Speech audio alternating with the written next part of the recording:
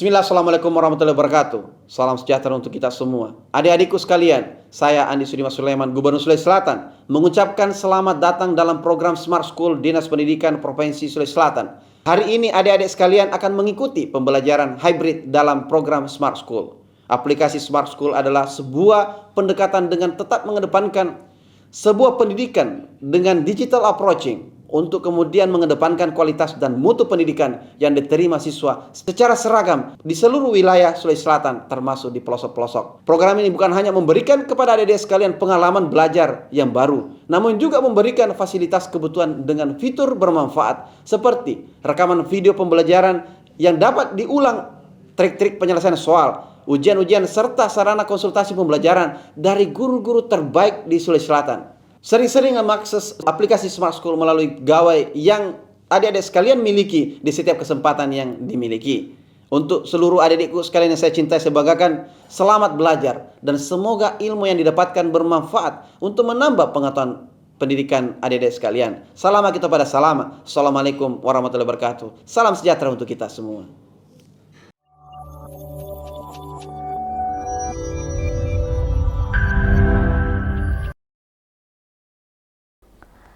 Assalamualaikum warahmatullahi wabarakatuh. Selamat pagi dan salam sejahtera untuk kita semua. Bapak Ibu guru pendamping serta anandaku yang hebat di seluruh sekolah yang ada di Provinsi Sulawesi Selatan, apa kabarnya hari ini? Sudah siap belajar? Ya, bersama Ibu Astra Ningsi kita akan membahas materi ulasan dan ejaan. Yuk.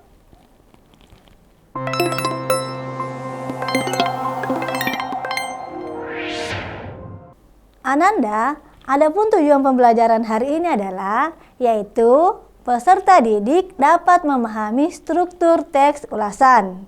Yang kedua, peserta didik dapat memahami penulisan ejaan atau huruf kapital yang tepat. Jadi ada dua ya tujuan pembelajaran hari ini ya Ananda, yaitu ada struktur teks ulasan dan penulisan ejaan atau huruf kapital yang tepat. Nah, Ananda mungkin ada yang bertanya, apa itu ulasan?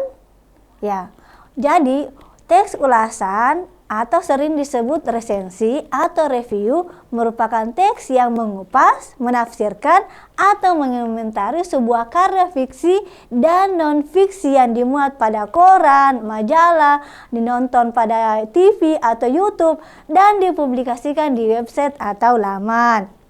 Nah, teks ulasan berisi penilaian atau tanggapan penulis terhadap objek yang diulas.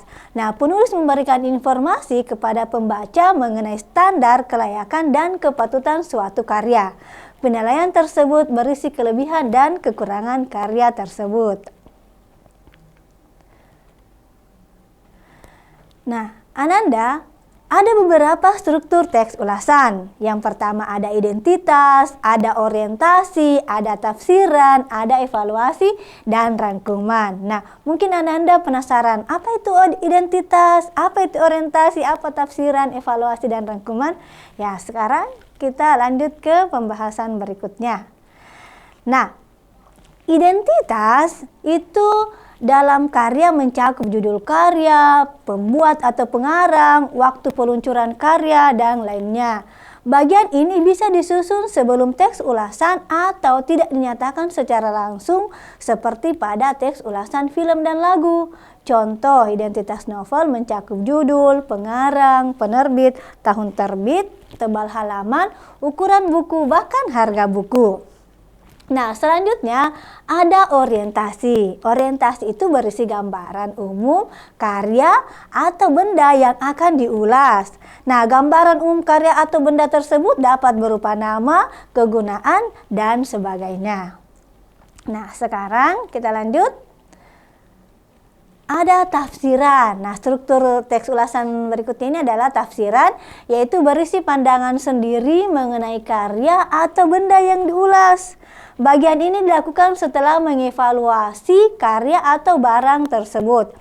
Nah, penulis di sini biasanya membandingkan karya atau benda yang mirip. Penulis teks ulasan juga menilai kekurangan dan kelebihan karya yang diulas. Selanjutnya ada evaluasi. Nah, di struktur ini penulis melakukan evaluasi karya, penampilan, dan produksi yang berisi gambaran tentang detail suatu karya yang diulas. Nah, di sini evaluasi bisa berupa bagian, ciri-ciri, dan kualitas karya. Nah, selanjutnya ada struktur rangkuman. Nah, di sini penulis memberikan ulasan akhir yang berisi simpulan karya tersebut. Ya, jadi tadi Ananda ya, ada beberapa struktur teks ulasan. Selanjutnya Ananda untuk lebih memahami lagi seperti apa itu teks ulasan, berikut ada contoh soal. Nah, di sini ada paragraf. Masya Allah, terima kasih kepada Ananda Anggun ya. Dari SMA Negeri 1 Pinrang ya. Ya, jadi sudah semangat sekali tadi membaca. Namun juga anak tidak perlu juga terlalu terburu-buru membaca ya. Yang penting Ananda bisa paham dengan teksnya, kemudian pelan-pelan saja ya Ananda ya. Terima kasih kepada Ananda tadi yang sudah bersedia membantu Ibu membacakan paragrafnya dari SMA Negeri 1 Pinrang. Terima kasih juga kepada Bapak Ibu guru pendamping ya. Nah, selanjutnya kita masuk ke soal.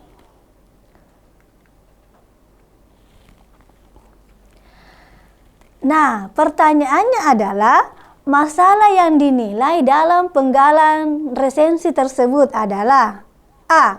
Kekurangan atau kelemahan novel tersebut, B. Keunggulan atau kelebihan novel tersebut, C. Novel tersebut tidak menarik bagi remaja, D. Kekurangan dan kelebihan novel tersebut, E. Novel tersebut sangat menarik. Nah, sekarang siapa lagi yang mau menjawab pertanyaan berikut? Nah, kalau tadi menyimak penjelasan Ibu ya, pastinya ini soalnya sangat mudah sekali ini untuk dijawab. Ayo Ananda silahkan. Dari SMA berapa, diperkenalkan namanya? Oh ya, dari SMA Negeri 8 Makassar. Terima kasih jawabannya deh. Ya, terima kasih juga kepada Ibu guru pendamping, ada Ibu Nurlaila di sana. Terima kasih Ibu. Ya, baik, dari SMA Negeri 1 Toraja Utara, silahkan. Ya, jadi tadi ada sudah jawabannya dari SMA 8 Makassar. Ada di sana Ibu guru pendamping sudah membantu tadi menjawab ya. Jawabannya D. Sekarang ada jawaban lain dari SMA Negeri 1 Toraja Utara. Silakan Ananda diperkenalkan namanya, siapa namanya, dan jawaban yang benar apa. Ayo. Nah, jawaban yang benar adalah D, yaitu kekurangan dan kelebihan novel tersebut. Nah, bagaimana caranya sehingga jawabannya D? Ya, di sini ada tips dan triknya ya. Nah, jadi tadi Ananda sudah bersemangat semua yang membaca paragrafnya. Nah, jadi ketika kita menemukan soal seperti yang dibahas sebelumnya ya, yang pertama kita harus mencermati dulu apa pertanyaannya. Nah, yang ditanyakan tadi apa? Yaitu masalah yang dinilai dalam penggalan resensi tersebut. Nah, kita sudah tahu apa pertanyaannya, selanjutnya kita membaca teksnya. Nah, setelah kita membaca teksnya, kita menganalisis pilihan jawaban. Apakah A, B, C, D, dan E. Nah, selanjutnya didapat cari jawabannya karena salah satu struktur teks ulasan berupa tafsiran, yaitu menilai kelebihan dan kekurangan karya.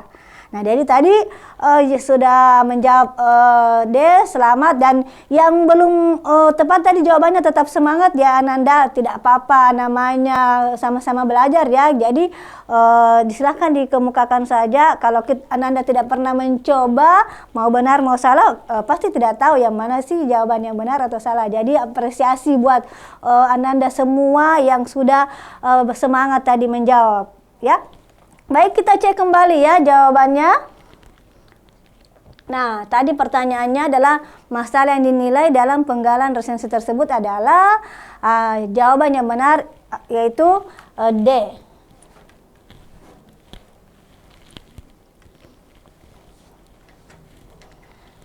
Nah, sekarang kita cek apakah betul jawabannya D?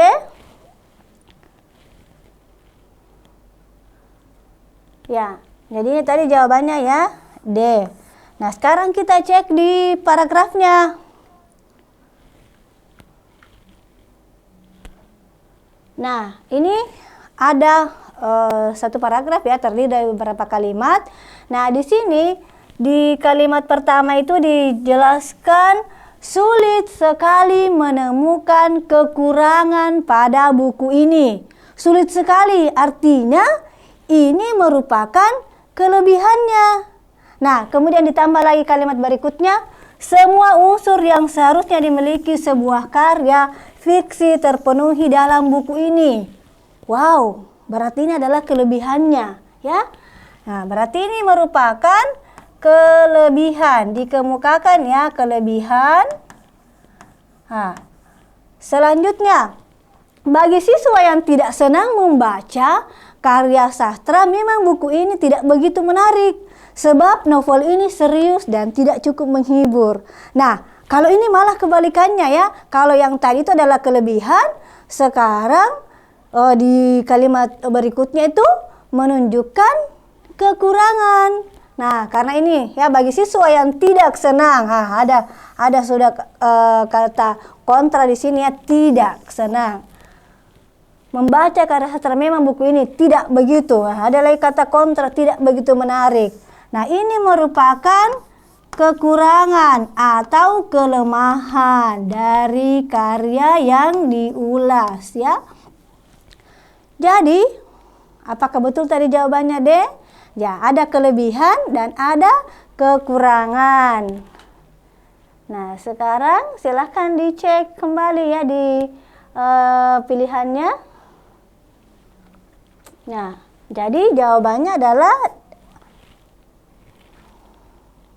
D, membahas tentang kekurangan dan kelebihan ya.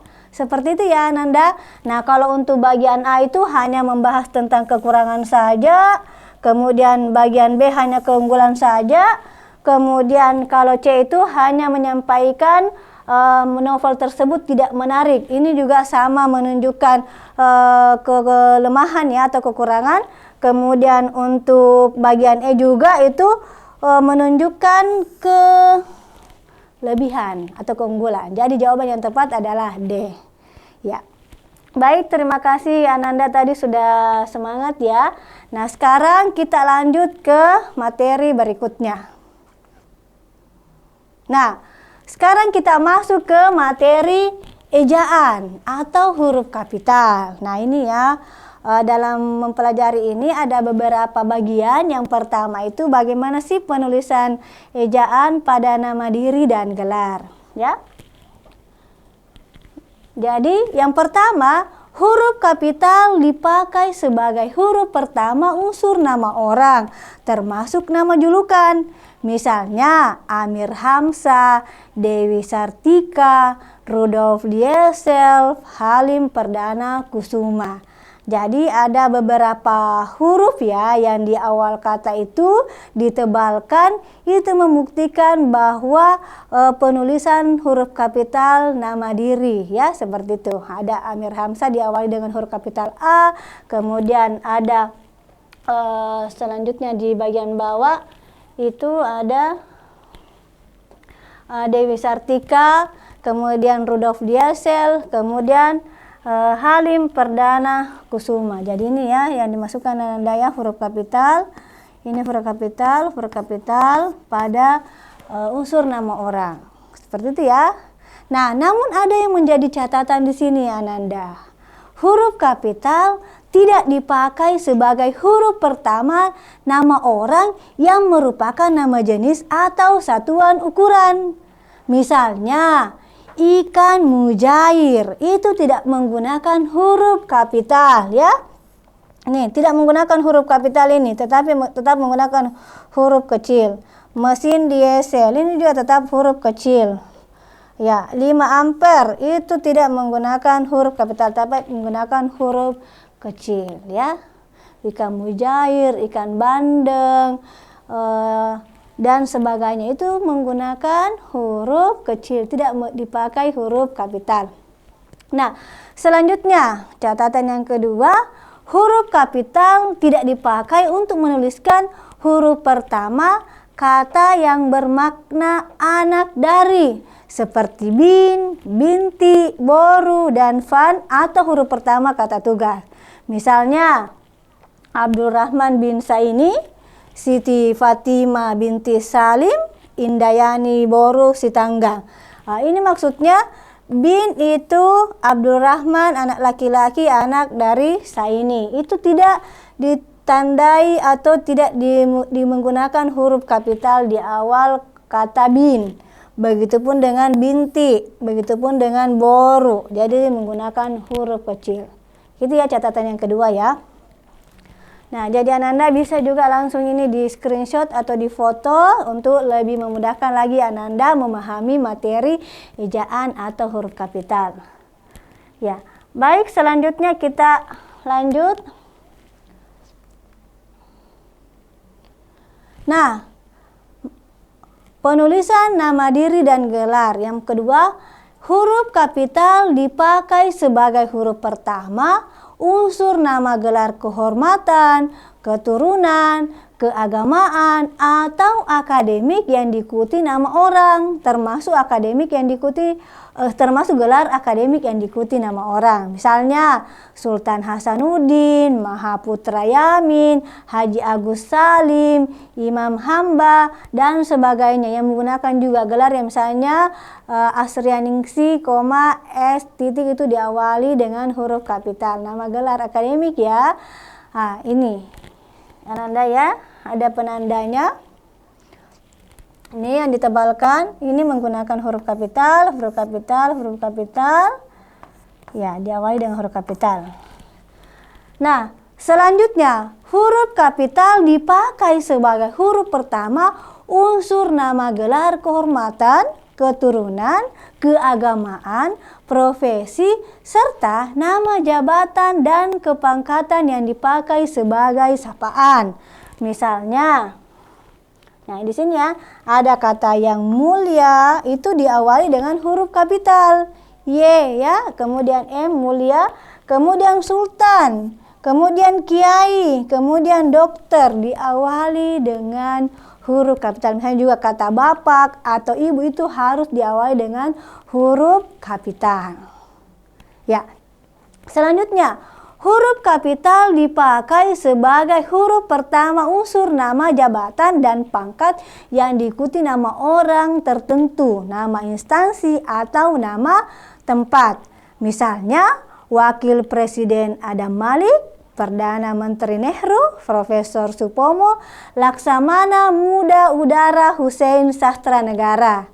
Nah, jadi di sini Ananda ya diawali dengan huruf kapital, ini jabatan ya. Wakil Presiden, Perdana Menteri, Profesor itu menggunakan huruf kapital ya. Diawali huruf kapital. Baik. Bagaimana Ananda? Sudah jelas sampai di sini? Jadi mohon juga Bapak Ibu Guru pendamping memberikan penguatan lagi kepada Ananda yang ada di sekolah masing-masing ya. Selanjutnya kita masuk lagi ke penulisan nama bangsa, suku bangsa, dan bahasa. Nah, di sini huruf kapital dipakai sebagai huruf pertama nama bangsa, suku bangsa, dan bahasa.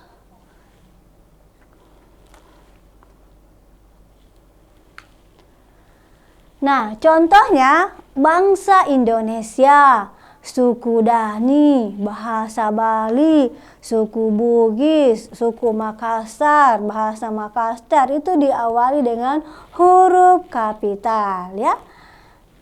Nah, seperti ini ya contohnya ya. Jadi untuk penulisan kata bangsa itu dia tetap menggunakan huruf kecil, sementara untuk Indonesia itu huruf kapital. Ini suku Dani, bahasa Bali. Nah, namun Ananda ada yang menjadi catatan di sini.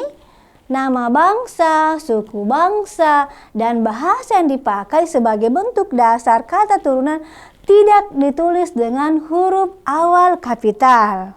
Ya, jadi ini sudah menyatu dengan bentuk kata dasar ya. Misalnya pengindonesiaan kata asing, keinggris-inggrisan, kata kejawa-jawaan, kata ulang ya.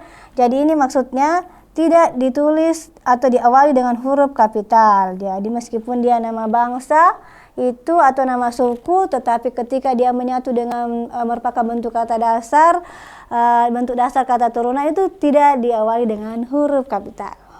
Seperti itu ya Ananda. Nah, selanjutnya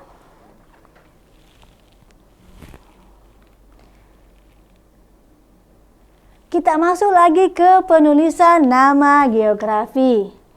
Nah, di sini huruf kapital dipakai sebagai huruf pertama nama geografi. Misalnya ada Jawa Barat, Danau Toba, Gunung Semeru, Gang Kelinci, Dataran Tinggi Dieng, Jalan Sulawesi, Kecamatan Cicadas, Kelurahan Rawa, Kelurahan Sudiang, dan sebagainya itu ditulis dengan awalan huruf kapital. Nah, di sini ada catatannya ya. Huruf pertama nama geografi yang bukan nama diri tidak ditulis dengan huruf kapital. Misalnya, berlayar ke teluk, menyeberangi selat, di sungai, danau, itu tidak menggunakan huruf kapital, ya. Ya seperti ini ya. Jadi ada kata yang ditebalkan ya. Misalnya berlayar ke teluk, kan ke teluk mana? Ya, jadi tidak jelas kata nama geografinya, jadi tidak dipakai atau tidak ditulis huruf kapital ya. Selanjutnya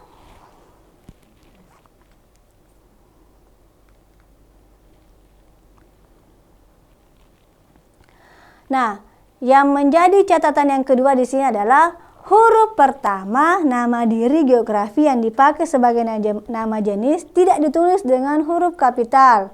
Misalnya Jeruk Bali, artinya nih jeruk ini berasal dari Bali, tidak ditulis dengan awalan huruf kapital kata Bali ya. Kemudian nangka Belanda, kacang Bogor, kunci Inggris itu tidak ditulis dengan huruf kapital. Ya. Kemudian nama yang disertai nama geografi dan merupakan nama jenis dapat dikontraskan atau disejarkan dengan nama jenis lain dalam kelompoknya. Misalnya kunci Inggris, kunci tolak, dan kunci ring mempunyai fungsi yang berbeda. Jadi itu penulisannya ya Ananda, meskipun dia nama geografi tetapi tidak dipakai atau tidak diawali dengan huruf kapital. Seperti itu ya. Nah, sekarang di sini Ibu punya contoh soal. Terima kasih kepada Ananda dari SMA Negeri 5 Sopeng. Tepuk tangan. Ya, Masya Allah, luar biasa ya Ananda. Sangat tertib sekali mengikuti pembelajaran hari ini. Apresiasi juga untuk Bapak Ibu guru pendamping ya yang sudah mendampingi Ananda pada siang hari ini, pada pagi yang menjelang siang hari ini ya. Ya, jadi tadi sudah dibantu membacakan teksnya. Nah, di sini ada teks yaitu satu paragraf terdiri dari 4 kalimat.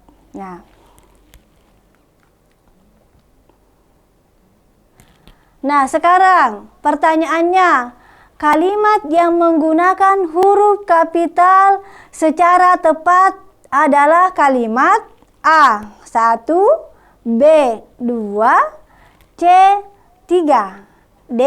4, E. 5. Sekarang dari sekolah mana yang mau menjawab? Apakah jawabannya A, B, C, D? Ya, ternyata jawabannya C, yaitu pada kalimat nomor 3. Nah, jadi di sini ada tips dan triknya ya, supaya lebih mudah mendapatkan jawaban yang benar. Yang pertama, kita harus mencermati pertanyaannya. Yang ditanyakan adalah penggunaan huruf kapital yang tepat. Nah, kemudian setelah kita tahu pertanyaannya, kita membaca kembali teksnya. Nah, setelah itu kita mencari. Jadi tadi eh, jadi di sini penggunaan huruf kapitalnya yaitu jawaban yang tepat. Jadi kemudian dianalisis ya pilihan jawaban A, B, C. Jadi bukan kesalahan ya, jadi penulisan yang tepat ya. Jadi kemudian kita di sini penggunaan huruf kapital yang tepat yaitu pada kalimat nomor 3. Yaitu provinsi ini berbatasan langsung dengan Jawa Barat, Jawa Timur, dan Daerah Istimewa Yogyakarta. Ya, jadi kita cek ya. Jadi di sini tadi maaf ya salah pengetikan, harusnya di sini penulisan ejaan yang tepat. Nah, sekarang kita cek ya apakah jawabannya sesuai. Nah, kita cek dulu di bacaannya ya. Jadi di sini tadi ada satu paragraf, kemudian terdiri dari 4 kalimat ya, maaf. Nah, di sini kita mencari yang mana sih penulisan ejaan yang tepat atau sesuai. Nah, kita perhatikan di kalimat nomor 1 itu ada kata Jawa Tengah. Ini, jadi ini sudah benar tulisannya, huruf kapital. Ini juga Pulau Jawa, ini juga sudah benar. Nah, namun di sini provinsinya ini salah karena tidak diikuti oleh nama diri. Provinsi apa? Seperti itu ya. Nah, kemudian untuk kalimat nomor 2, pada tahun 2002 provinsi ini dipimpin oleh gubernur yang bernama Ganjar Pranowo. Nah, ini juga ada kesalahan di sini. Harusnya ini Ganjar Pranowo ditulis huruf kapital ya. Kalau ini sudah sesuai ya. Nah, ini juga gubernurnya juga sudah sesuai karena tidak diikuti oleh nama diri. Kemudian nomor 3, provinsi ini berbatasan langsung dengan Jawa Barat, Jawa Timur, dan Daerah Istimewa Yogyakarta. Jadi ini semua menunjukkan nama geografi ya. Ya, jadi pertanyaannya dulu baru bacaan. Betul sekali ya. Jadi kita mencari dulu pertanyaannya, baru bacaannya. Terima kasih sudah mengingatkan ya Ananda. Ya, jadi tadi pertanyaannya sudah jelas ya, kita mencari yang mana penulisan yang tepat ya. Kemudian di sebelah utara jawaban ya, nomor 4 sebelah utara Jawa Tengah terdapat Laut Jawa. Jadi ini juga sebelah utara. Nah, ini juga salah ya. Harusnya di situ huruf kecil. Nah, jadi tadi ada Nanda yang mengingatkan ya di room chat. Ya, kita cek dulu pertanyaannya. Ya, pertanyaannya kalimat yang menggunakan huruf kapital secara tepat adalah kalimat A, nomor A1, B2, C3, D4, E5. Nah, ternyata tadi setelah kita analisis, jawaban yang tepat itu adalah C pada kalimat nomor 3. Nah, ini ya. Ya. Jadi maaf tadi ya, harusnya tadi pertanyaannya dulu baru ke bacaan. Baik. Nah, jadi tadi kita mengecek ya.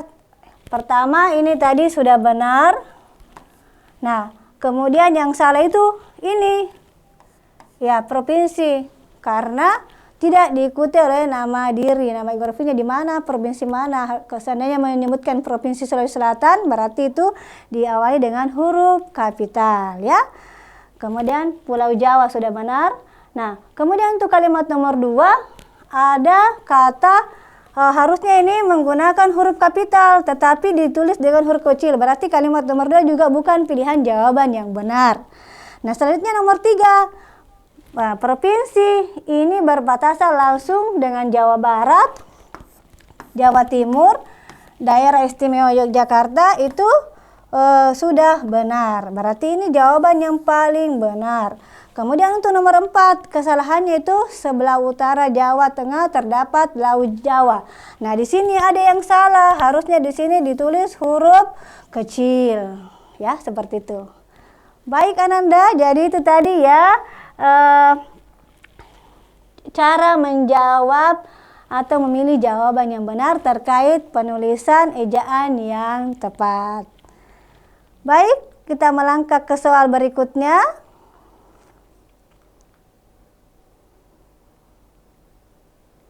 Ya, jadi tadi sudah jelas ya. C. Nah, sekarang di sini ada soal yang kedua. Di situ ada cermatilah kalimat berikut. Bu Dewi menemukan kucing Persianya yang hilang di desa Sukamadu. Nah, sekarang kita mau mencari yang mana sih penggunaan huruf kapital yang tepat, sekaligus tadi ada huruf yang hilang di situ ya. Nah, apakah jawaban A, Bu Dewi menemukan kucing Persianya yang hilang di desa Sukamadu. Kemudian B, Bu Dewi menemukan kucing Persianya yang hilang di desa Sukamadu. C, Bu Dewi menemukan kucing Persianya yang hilang di desa Sukamadu. D, Bu Dewi menemukan kucing Persianya yang hilang di desa Sukamadu. Jadi semuanya dari A, B, C, D, E itu sama ya. Kemudian kita analisis yang mana jawaban yang benar. Ya, di room chat itu sudah menjawab, ada yang menjawab D, ada yang menjawab B. Nah, kita cek apakah jawaban yang benar A, B, C, D, atau E. Nah, ternyata jawaban yang benar adalah B. Tepuk tangan untuk yang menjawab benar, namun yang menjawab salah tidak apa-apa. Ya, kita sama-sama belajar ya. Kita mencari tahu di sini bagaimana caranya sehingga jawaban tersebut bisa B. Nah, jawaban B yaitu Bu Dewi menemukan kucing Persianya yang hilang di desa Sukamadu. Nah, tips dan triknya adalah cermatilah pertanyaannya. Yang ditanyakan adalah penggunaan huruf kapital yang tepat.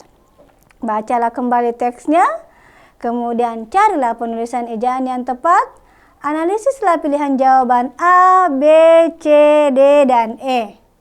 Nah, ternyata jawabannya B. Nah, karena penulisan ejaan yang tepat terdapat pada pilihan B. Di situ ada kata Bu Dewi ya, merupakan nama orang. Menemukan kucing Persianya yang hilang di desa Sukamadu itu nama geografi. Nah, di sini memang antara pilihan B dengan D ya. Ya.